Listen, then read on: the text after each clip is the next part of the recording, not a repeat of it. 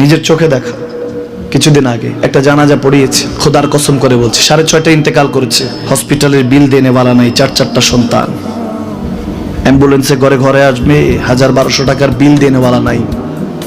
কি বুঝলেন? ক্ষণস্থায়ী দুনিয়া।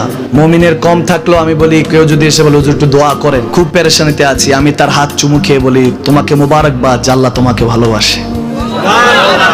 পেরেশানি তো মালিক দেয়, এই জন্য এটা রহমত মুমিনের জন্য। পেরেশানি দেয় যখন ফেরেশতারা বলে আল্লাহ চাইতেছে চাইতেছে, টাকা পয়সা চাইতেছে, বলে এটা কি? বলে ফাসেক, দে বিদায় কর, বিদায় কর। তার চাওয়া চেয়ে বিরক্ত লাগে, বিদায় কর, কি লাগে দে। আল্লাহ 10 কোটি দিয়েছে, 100 কোটি দিয়ে বিদায় কর।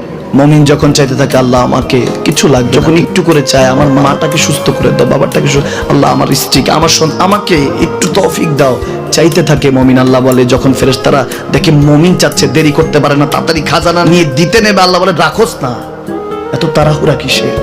তার চাওয়ার মধ্যে তো প্রেম আছে, একটু চাইতে দেস না।